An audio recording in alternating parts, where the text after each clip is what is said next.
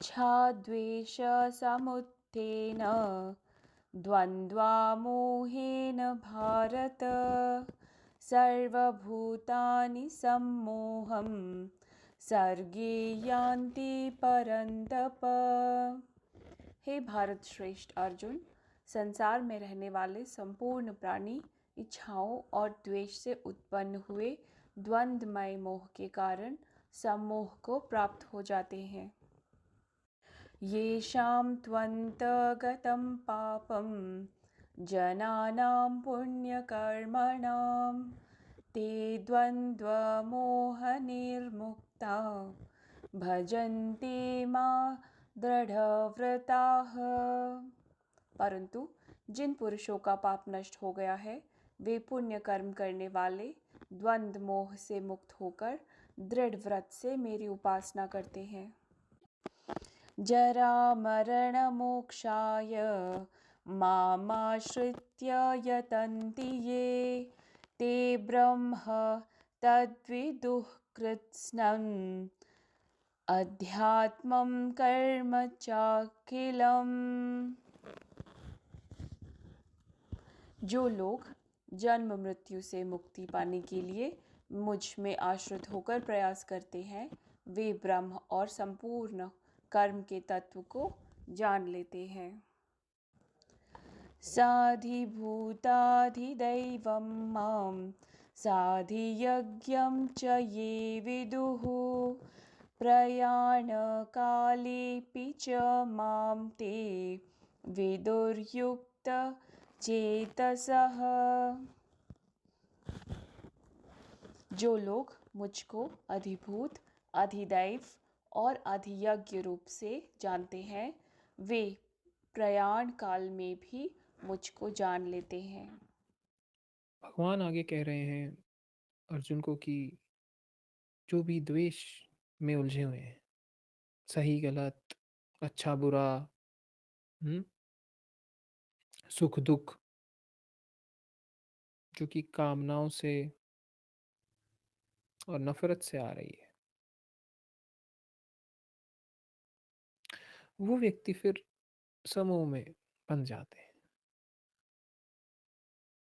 वो व्यक्ति फिर उस अंधकार में ही रह जाते हैं, उस बंधनों में ही मिल जाते हैं, वो आगे नहीं बढ़ पाते।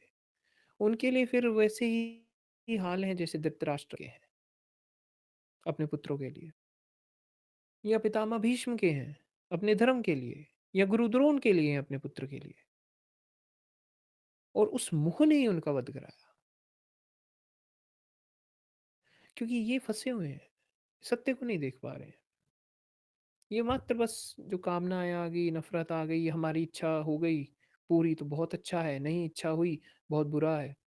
अच्छा बुरा भी तो हम डिसाइड करते हैं ना, ये जो हमारे हिसाब का है वो अच्छा नहीं है तो बुरा है। ऐसे व्यक्ति बंधे हुए हैं, आजाद ही नहीं होते, फंसे हुए हैं। पर भगवान कहते हैं लेकिन परंतु जिन पुरुषों का पाप नष्ट हो गया है, कर्म का अंत लग गया है, कर्ता भाव हट गया है, वह पुण्य कर्म करने वाले द्वंद्व मोह, जो इस सबसे द्वेषों से परे हैं, जो मुक्त होकर क्षण व्रत से मेरी उपासना करते हैं, वो व्यक्ति मुक्त हो जाते हैं। मैं हमेशा कहता हूँ कि अगर आपकी साधना और जो कृपा है वो हवा है ना, तो कर्म है ना, जो अच्छे कर्म, वो आपकी नाव है। जैसे किसी नाव को अगर दरिया पार जाना है, उसे हवा चाहिए ना पीछे से, उसे एक प्रोपल्शन चाहिए। प्रोपल्शन है आपकी वो साधना जिसे आप खुद चला रहे हैं कि नाव बढ़े आगे। जो पीछे से हवा आ रही है, जो खींच के लेके जा रही ना, वो है कृपा, जो परमेश्वर की है, जिससे वो साधना भी चल रही है, साधक भी चल रहा है। उस कृपा कारण ही वो आत्मज्ञान की जो दिशा है उसमें बढ़ रहा है। लेकिन जो नाव है वो है कर्म। अगर कर्म ही बुरे करते रहे, साधना करते रहे, दूसरों का दिल तोड़ते रहे, अपराध करते रहे, बुरा करते रहे, हानि करते रहे, फिर वो नाव टूटती जाएगी। अगर नाव ही टूट गई तो पार कैसे जाओगे? इसलिए अच्छे कर्म भी हालाँकि कर्ता भाव ही सबसे बड़ा, जैसे मैं कहता हूँ कि बुरा कर्म पाप है। क्योंकि करता हो तो तुम बंधे ही हुए हो, वही तो जड़ है। लेकिन सेवा भाव, प्रेम भाव, कल्याण भाव, दूसरे का भला चाहना, हालाँकि वो ऐसा आता नहीं ना हमें, हम तो नफ़रत करते हैं, हमें आता है कि इसने मेरा ये कार्य नहीं किया, मुझे इसने ऐसे पीड़ा दे दी, नफ़रत एकदम से आ जाती है। जैसे अहंकार को इतनी सी चोट लगी, क्योंकि अहंकार बहुत छोटा है, बहुत कमज़ोर है, इतनी सी चोट लगती है और वो भागा आता है कि इसने मुझे ये कर दिया है, मुझे ये हो गया। भगवान कहते हैं कि जिन व्यक्तियों के तो अच्छे कर्म हुए हैं, कर्म ही धीरे-धीरे उड़ गए हैं, और वो इस द्वेष में नहीं फँसे हुए हैं कि मोह में, जैसे धृतराष्ट्र या पितामह भीष्म में नहीं फँसे हुए हैं जो। ना वो किसी चीज़ से बंध रहे हैं, ना वो जुड़ रहे हैं। जो मुझे पूर्ण रूप से, दृढ़ता से मेरी उपासना करते हैं, मुझ में आते हैं, जैसे वहीं ज्ञानी और भक्त की बात आ गई। ज्ञानी कहेगा मैं, यानी परमेश्वर स्वरूप अहम ब्रह्मास्मि। भक्त कहेगा प्रभु ही हैं सब। जो मुझ में पूर्ण रूप से उपासना करेंगे, इस सब चीज़ों से मुक्त होकर वहीं मुक्त होंगे, वहीं मुझे पाएँगे, द्वेषों में नहीं। और जो सिर्फ़ कर्मों में उलझे हुए हैं, मोह में उलझे, वो नहीं। जिनने कर्म किए, जिनकी नौका अभी भी चल रही है, साधना भी है, लेकिन नौका भी खड़ी है, खराब नहीं हुई वो चीज़। फिर प्रभु कहते हैं, जो लोग जन्म मृत्यु से मुक्ति पाने के लिए मुझ में आश्रित होकर प्रयास करते हैं, वे ब्रह्म और संपूर्ण कर्म के तत्व को जान लेते हैं, क्योंकि वो मुझ में समर्पण कर रहे हैं। हमने भारत में एक चीज़ बहुत अच्छी बनाई कि समर्पण करना है, समर्पित होना है, पूर्ण रूप से मिलना है, अलग नहीं होना, मिलना है। प्रभु यहाँ अर्जुन को भी कह रहे हैं, तू समर्पण कर दे। आगे और कहेंगे, क्योंकि अर्जुन के लिए ज्ञान बाधा बन जाएगा, और जब ज्ञान बाधा बन जाए ना, तब समर्पण करवाया जाता है। जहाँ ज्ञान का अंत होता है, वहाँ से समर्पण का शुरुआत है। ज्ञानी अंत में समर्पण करता है, भक्त वहीं शुरू में ही कर देता है, इसीलिए तो भक्त है। अगर भक्त कहे कि मैं पूजा आराधना कर रहा हूँ, तो भक्ति नहीं हुई।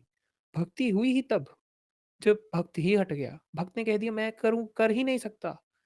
जो भी पूजा आराधना कर रहा है वो भी तू, सब तू, सब तू, सब तू। प्रभु कह रहे हैं जो मुझ में आश्रय लेगा, जो मुझे समर्पण करेगा, जो मेरी शरण में आएगा, पूर्ण शरण, वो व्यक्ति, ऐसा व्यक्ति ही कर्ता भाव से मुक्त हो पाएगा, वहीं ब्रह्म ज्ञानी हो पाएगा, वहीं ब्रह्म को जान पाएगा, वहीं कर्म तत्व को जान लेगा, वही जानेगा कर्म योग, भक्ति योग, ज्ञान योग, सब कुछ जान लेगा उसके लिए, सब कुछ। और समर्पण ही एक ऐसी चीज है जो, जहाँ पे सब मिल जाता है। आत्मज्ञानी समर्पित जीवन जीता है, उसे नहीं पता कि अगली घड़ी क्या हो जाए, वो कहता है जैसा हो जाए ठीक, प्रभु जैसा ले आए वैसा ठीक। क्योंकि वो है ना, मैं हूं तो चिंता हूं ना, जब है ही वो तो वही देखे। भक्त रोता है समर्पण में, भक्त गिड़गिड़ाता है बार बार। ये भक्तों की व्यथा ऐसी है कि वो कहते हैं कि प्रभु पास आए, लेकिन पूर्ण जब तक शरण नहीं मिली ना, तब तक भक्त को चैन नहीं, रोता ही रहेगा।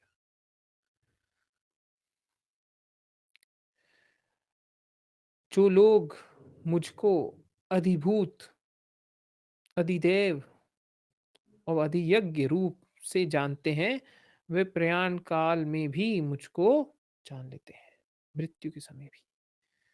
जो मुझे जानते हैं कि मैं ही, ये जो सारा भौतिक संसार है मैं हूँ, प्रभु ही है, मतलब ये जो सारा मैटर है, जो सारी क्रिएशन है, सारे एलिमेंट, सब कुछ वही है, और वही ब्रह्मा है, वही ही परमेश्वर, वही परम है, और वही निर्गुण स्वरूप है, सगुण भी वो, निर्गुण भी वो, परम भी वो, सब मग्र वो, जो हर एक में है, देवों में भी, दानवों में भी, मनुष्यों में भी, जीव-जंतु में भी, हर एक में वो हैं।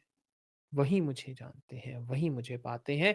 वैसे व्यक्ति अंत में भी, ये भी साधना साधक की स्थिति बताई जा रही है एक और, ऐसा व्यक्ति मृत्यु के क्षण भी मुझे पाएगा। उसकी मृत्यु यहाँ मात्र वो शब्द रूप है। उसकी मृत्यु घट गई, जैसे उसने जान लिया वो मर गया, उसके बाद मर नहीं सकता वो। वो एक बार मर गया, फिर नहीं मरेगा। यहाँ पे एक और बड़ा अच्छा कबीर जी का शब्द है कि मरता मरता जग मुआ लेकिन मर न जाने कोय। कि हम ऐसे ही मरते रहते हैं, हम जानते हैं कि इसकी मृत्यु हो गई, शरीर चला गया, लेकिन हम असली में क्या मरा, जान ही नहीं पाए।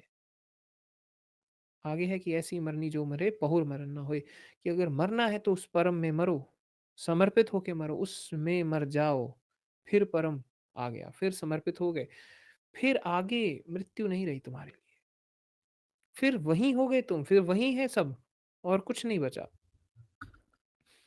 ये समर्पण वाली बात को तो मैं बहुत ही पर्सनल एक्सपीरियंस से अगर मैं बताऊं, क्योंकि मुझे अभी भी याद है कि मैं ना सुन रहा था, आपके लिए जो ये भजन सुन रहा था, कीर्तन सुन रहा था, और मैं बैठा हुआ था कमरे में अपने अपने भाई के साथ, तो 2-3 बजे तक सुन रहा हूँ और मेरे आंखों से आंसू आ रहे हैं, क्योंकि भक्ति में है, रस में है, ऐसा ही है, डूब रहे हैं। और बहुत हद हो गई अब तो, मतलब कि प्रभु हर जगह है, लेकिन बस अभी भी एक अंत लग रहा है कि चैन नहीं आया, चैन नहीं आया। जैसे कि बहुत प्रेमी पास भी आ जाए ना, बिल्कुल एक दूसरे के साथ मिल जाए ना, तो भी ऐसा लगता है कमी रह गई, शरीर ही कमी बन जाती है फिर, कि एक क्यों नहीं हो रहे, एक क्यों नहीं हो रहे।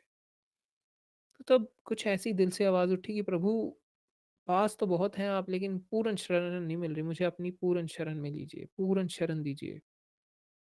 ये याद है मुझे, क्योंकि ये शब्द बड़े अच्छे से कान में गूंजे थे तब, निकले भी वहीं से थे। उसके बाद जो घटा, उसके बाद जो गया, वो डर गया फिर तो। उसके बाद बहुत समय लगा, 2 दिन तो बावरों की तरह हुआ क्या मेरे साथ, हफ्ता 10 दिन ठीक होते होते होते होते फिर सभी जो बदलाव आए बाकी, वो धीरे धीरे धीरे धीरे धीरे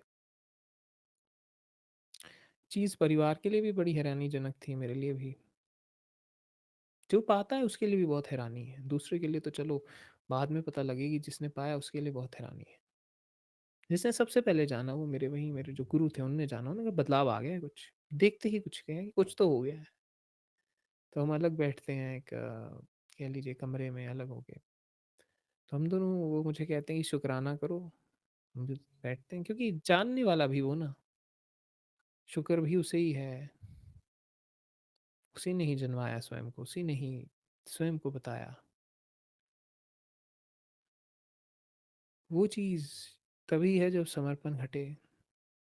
देखिए इतने ज्ञान के बाद, इतने वेदांत के बाद, प्रभु कह रहे हैं अंत में समर्पण तो करो, शरण में तो आओ। कारण है, क्योंकि अगर ज्ञानी स्वयं को मानने लग जाए ना कि मुझसे ज्ञान, मैंने पढ़ लिया, मुझे आगे नहीं, इसलिए तो भगवान ने इतनी चीजें समझाई हैं कि बुद्धि, जो बहुत बोले, आप कह लीजिए ना, बहुत इंटेलिजेंट लोग हैं, उनकी जो इंटेलिजेंस है वो मैं हूँ, मैं तत्व हूँ। कोई ज्ञानी कहते बहुत ज्ञान है, उसका भी तत्व मैं हूँ, ज्ञान कहाँ से आ रहा है उसे, उसकी समझ कहाँ है, मैं हूं ना उसकी समझ। बहुत बड़ा साधक है कोई, बहुत बहुत तपस्या कर ली, बहुत मंत्र कर लिए, सिद्धियां भी आ गई, मूल क्या है, मैं हूं तभी तो है ना, अगर मैं ही नहीं हूं तो क्या है, मूल मैं हूं। वही चीज समझाना चाह रहे हैं। आज जो सारा चैप्टर किया हमने, वो था तत्व के ऊपर, कोर को समझो, फंडामेंटल को समझो, बाहरी चीज ना देखो, पीछे क्या है इस सब के, समग्र क्या है यहाँ। आत्मज्ञानी की दृष्टि ऐसे ही है हमेशा। आत्मज्ञानी को चलो रूप दिख रहा है उसे, आपके संस्कार, कंडीशनिंग सब दिख रहा है, लेकिन वो मूल जानता है, वो जानता है पीछे क्या है। इसलिए वो जो कल्याण भाव और जो समग्र का भाव है ना सबके प्रति, वो अपने आप आ रहा है, क्योंकि वो जानता है मैं ही हूँ। वहां पे वो आत्मज्ञानी रहा नहीं, वहां परम चेतना चल रही है, सब वही कर रहा है, सब वही खेल रहा है।